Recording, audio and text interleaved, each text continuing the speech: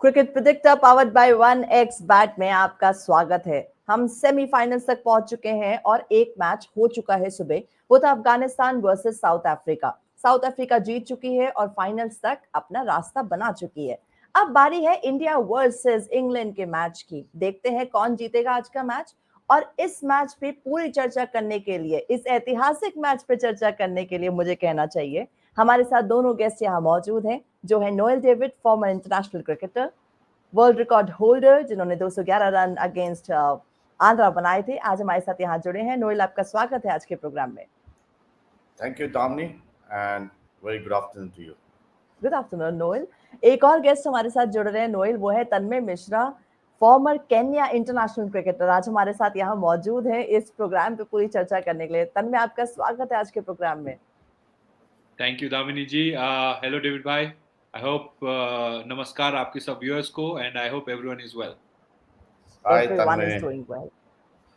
देखिए, धीरे धीरे करके हम बिल्कुल पास तक पहुंच चुके हैं विनर के। एक मैच रह गया है तो पता लग जाएगा फाइनल्स तक कौन जा रहा है। इस मैच पे चर्चा करते हैं, बट सबसे पहला सवाल आप लोगों से मेरा ये है कि आज का स्टेडियम अलग है। नोएल, मैं आपसे शुरुआत करती हूँ। स्टेडियम है प्रोविडेंस स्टेडियम। इसके बारे में आपको क्या इंफॉर्मेशन है? किस तरीके की पिच है यहाँ पर? आमूम देखा गया है कि जो भी बॉलिंग यहाँ पर पहले करता है वो मोस्टली जीतता है। क्या ये सच है? आपको क्या लगता है Noel? Well, Damni, indeed, it's a special day today because we are playing England again in the semi-finals. Don't forget that 2022 we played them in Australia, but we lost. But this time it's going to be a revenge time, and where we are playing, if I take you back in 97, I think at that time the wicket was okay. It was helping the spinners, bowlers, and the batsmen also.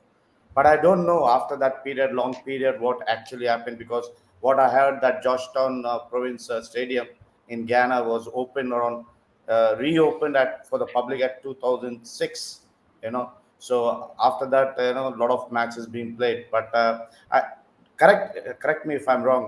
I think only one match took place during this league phase of the T20 World Cup, I think, uh, but not much being played. So I think the wicket should be good enough, true enough to where it can help the seamers plus the spinners and the bats. So it be a mixture of everything, but you cannot never say because it's raining also there. So the cover, as Tanmay always says, when it's covered, the moisture gets into the wicket, and then it does help the ball to seam a bit, or there'll be a lateral movement, and even sometimes it sticks and comes. So it's going to be not easy, but hope we have a game today because what predictions, what I'm hearing from everywhere, it's going to be rain, and so that's how it Yes. is.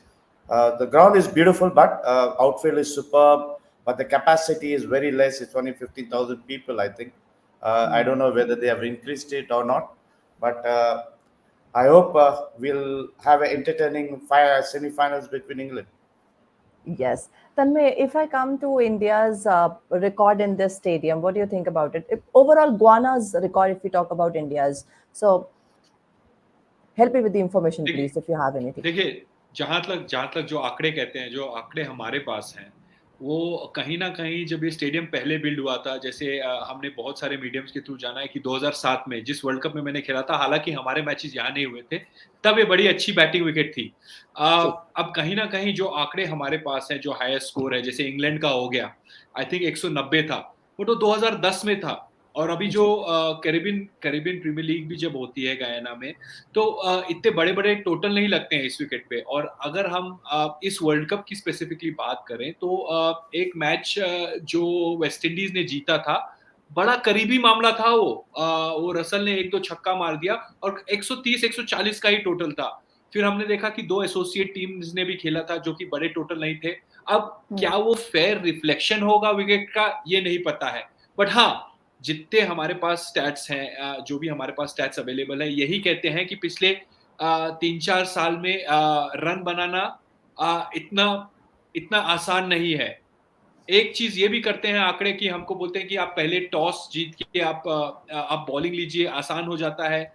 कहीं ना कहीं मुझे लगता है कि इस situation को लेके ये इससे मैं एग्री करना चाहूंगा, क्योंकि पहला मैच आई थिंक 2 हफ्ते पहले हुआ था, वेस्ट इंडीज का हुआ था, जो भी हुए थे मैचेस। अब 10-15 दिन दे दिए हैं इस विकेट को, मतलब क्यूरेटर के पास एक अच्छा टाइम हुआ होगा, और सेंटर विकेट है ये, एक अच्छा वक्त मिला है उनको ये विकेट प्रिपेयर करने का। तो कहीं ना कहीं बल्लेबाजी के लिए अच्छी रहनी चाहिए। अब दोनों टीम की क्या रणनीति होगी, आपको एक चीज ये भी देखना होगा कि अब तक इस टूर्नामेंट में इंडिया ने चेस नहीं किया है, और इस माध्यम में मैंने पहले भी बोला था कि अगर एक ही टिक बॉक्स, जो हम बोलते हैं कि हर हर हर हर क्या आपने सब टिक बॉक्स किया है, have you try to tick all your boxes coming into this, India as a unit have been exceptional, but they haven't chased any comparative totals. जो भी मैचेस उन्होंने जीते हैं पहले बैटिंग करके किए हैं। तो इंग्लैंड की रणनीति इसमें देखनी पड़ेगी कैसी होगी, एक बात। और देखते हैं कि क्या होता है। विकेट को लेके तो मुझे नहीं लगता है कि अच्छी होनी चाहिए। डेविड भाई ने ये भी कहा था कि बारिश की संभावना है, तो वो भी एक फैक्टर है। अब वो फैक्टर किसको बेनिफिट देता है, वो टॉस जीत के जो टीम खेलती है, मतलब उस सिनेरियो पे, करंट सिनेरियो पे वो होता है, वो प्रिडिक्ट करना मुश्किल होगा। बट कहीं ना कहीं मैं उम्मीद ये करता हूँ कि पूरा मैच हो। राइट। नोल, यहाँ पर हेड टू हेड की भी बात कर लेते हैं, दोनों टीम की, इंडिया और इंग्लैंड की, अभी तक के T20 के सफर में थोड़ा सा आप उसमें लाइट डालना चाहेंगे इंफॉर्मेशन से अपनी? I don't know much about what's the head-to-head, but I have some status which India was head-to-head is status in T20. Okay, winning batting first is 8, winning chasing is 4. That is India, I think. Yeah, highest total on this on is 224, and lowest is 120. So Right. but the successful chase was 201. So I think England is really ahead of India, because what I've learned and what I was saying is that we have played number of many matches in semis against England, where we lost against England on many occasions, and even if you take the 2022, and I feel that England is always ahead of the Indians in the ICC matches and in trophies. I think there India has to be a bit careful, but today I think it will be a other way around, where India will take that sweet revenge. Why I say sweet? Because they really beat us hands down last time, but this time it's going to be a very sweet revenge, where we will get better of them. तन्मय, इस बार किसका बल्ला चढ़ा इस T20 world cup में? आपको क्या लगता है कि कौन से हाईएस्ट रन स्कोरर है? सबसे पहला मुझे पता है, उसके बाद कौन है ये नहीं पता। गुरबाज ने शायद 281 रन बनाए हैं इस T20 में। उनके बाद कौन कौन रहे हैं टॉप? अगर 5 की बात करूं तो थोड़ा सा उसके बारे में बताएंगे। देखिए, आपका सवाल का जवाब देने से पहले मैं ये बता दूं कि जो भी टॉप 5 बैटिंग में रहे हैं, अब वो टूर्नामेंट से बाहर हो गए हैं। तो एक तरीके से ये अच्छी चीज है। देखिए, गुरबाज हो गए, गुरबाज आज सुबह ही उनकी टीम बाहर हो गई। अमेरिका के एंड्रे गाउस हैं, आई थिंक उसमें वो भी बाहर हो गए। तो कई सारे ऐसे बैट्समैन हैं जिन्होंने अच्छी बैटिंग की है। ट्रेविस हेड अब देख लीजिए, वो भी बाहर हो गए। तो कहीं ना कहीं एक गुड ओमेन है। हमने बार बार जिक्र किया था कि हमारे बल्लेबाज टॉप 5 में नहीं है। इट इज गुड, क्योंकि at the end of the day अगर आपको ट्रॉफी जीतनी है या आंकड़े देखने हैं, आप ट्रॉफी की ही बात करोगे, तो एक अच्छी चीज है। हाँ, जो रोहित का फॉर्म है, रोहित इस टॉप 5 से ज्यादा दूर नहीं है। और एक चीज आपको ये भी देखनी पड़ेगी कि इंडिया के बैट्समैन एक मैच कम खेले हैं, जो कि कनाडा के सामने था, जहां फ्लोरिडा में मैच हुआ नहीं, जहां के हमने आंकड़ों के और विकेट के बारे में डिस्कस की कि 200 वाली विकेट थी। तो कहीं ना कहीं एक लेस इनिंग खेलने से भी इन आंकड़ों पे फर्क करता है। जिस हिसाब से रोहित ने बैटिंग की थी, शायद वो वहां भी कर सकते थे वो। तो एक तरीके से ये आंकड़े हमें ये बताते हैं, जो टॉप रन गेटर्स इस यूनिट में है, हमारी बैटिंग में ऑल राउंड कंट्रीब्यूशन हुआ है। हार्दिक पांड्या के हमने जिक्र नहीं की है, हमने सूर्य कुमार यादव की नहीं की है, क्योंकि इन्होंने ऐसे मोमेंट पे इन्होंने अपना हाथ ऊपर रखा है जब जरूरत थी टीम को। शायद in the big scheme of things, जैसे आपने रन गेटर्स की बात की, गुरबाज की ट्रेविस हेड की, जो कि सभी के आंकड़े 200 से ज्यादा ही होंगे, 280 270 वही होंगे, बट इन्होंने मैचेस जिताए हैं जब जरूरी था, वो 2 पॉइंट लाए हैं जब जरूरी था। तो एक एक तरीके से इंडिया को आप बोल सकते हो एक कंप्लीट एफर्ट है, और मैं यही उम्मीद करता हूं कि आज भी वो एक कलेक्टिव यूनिट दिखे। डेविड भाई की एक चीज पे मैं एग्री करता हूं, मेरे को वो थोड़ा बढ़ाना था, जबकि सेमीफाइनल जब हम बुरी तरीके से हारे थे 2 साल पहले, 10 विकेट से हारे थे मेरे ख्याल से, उस टाइम पे हमारे पास जसप्रीत बुमराह नहीं थे जी। तो एक फैक्टर वो बड़ा इंपॉर्टेंट फैक्टर है। और बहुत सारे T20 क्रिकेटर्स जो अब टीम में आए हैं उस टाइम पे शायद नए थे या तो खेल नहीं रहे थे, ये बहुत ही अलग टीम है, तो एक कंपेटिटिव मैच होगा। बट मैं उम्मीद यही करता हूं कि आज जो कि हमने आंकड़ों की बात की है, शायद आज हमारे टॉप ऑर्डर बैट्समैन उस आंकड़ों को चेंज करके होपफुली वो टॉप 5 में आ जाए बैटिंग के। डन। तन्मय बहुत अच्छे पॉइंटर्स करे। नोएल, क्या ऐसा हमारे साथ विकेट कीपिंग में भी हुआ है क्या? जैसे तन्मय ने बताया, जितने भी टॉप बैट्समैन थे, जो जिनका भी रन रेट काफी रहा है इस पूरे उसमें, वो नहीं है, तो विकेट का क्या सीन है? विकेट कीपर्स में अगर मैं बात करूं तो विकेट टेकर्स या उनमें क्या है? बॉलर्स की बात कर रहे हैं आप? जी जी जी जी, देखिए, if I say the bowlers, the only one guy who's remaining is Arshdeep Singh, and I think he's been brilliant. He's been really brilliant. Yes, you know, uh, he's been there last World Cup also 2022. He's been brilliant even that series also, that time in the World Cup. I think he was highest wicket taker that time also. This time also he's been among the wickets. He's got almost 15 wickets. So I think this lad has come a long way. He has that deceptive in swinger, the slow ones, and he's grown from from what I seen him doing the under-19 World Cup to Asia Cup and all. He is grown with tremendous knowledge, with tremendous inputs what he has got from other bowlers. I think he is the future with the what Bumrah is. I think he'll be the next in that same line who will be the wicket-taking bowler for the country. Yes, Fazil Farooqi, who took 16 wickets. There is Rashid Khan. Unfortunately, he had to end his stint with the semi-finals loss to South Africa. He has 14. Then you have Naveen-ul Haq. I think this guy, I like this guy. Why I say is because he is a very deceptive, slow one bowls. He bowls very well. And if you see in the IPL, he's been among wickets. He's been among wickets this work. And I think what I feel basically a bowler needs to perform on that day when it really matters. I never believe in all the stats and this. This is only just a record for you.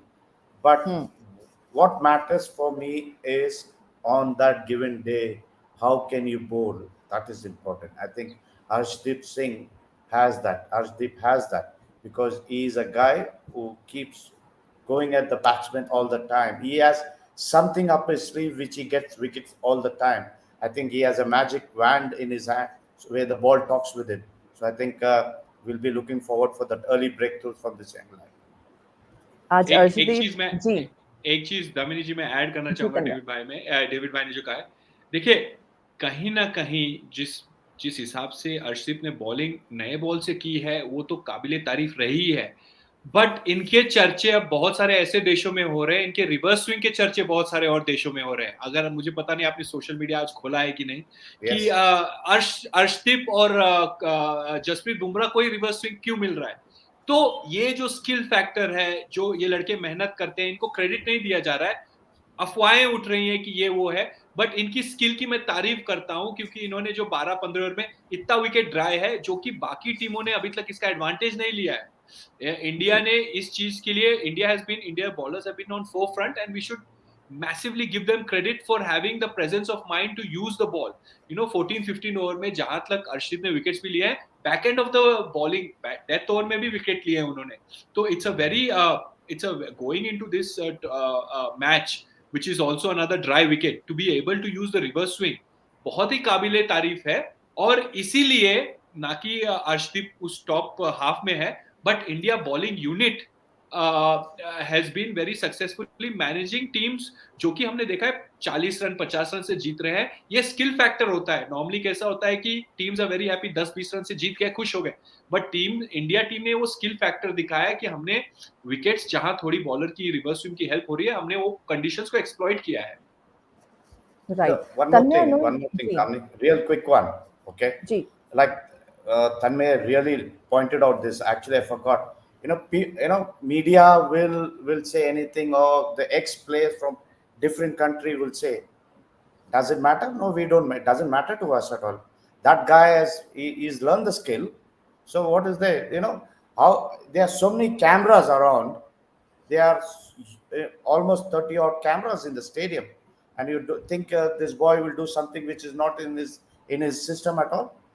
People need to just accept what the boy is doing. He is being right skillful. He's worked on it. Accept that it is not that only your country can do that. We have learned the skill. We are also doing it. We are implementing it. So no harm in it. Okay. So it's rather they have to keep quiet and let the ball talk. That's simple as that.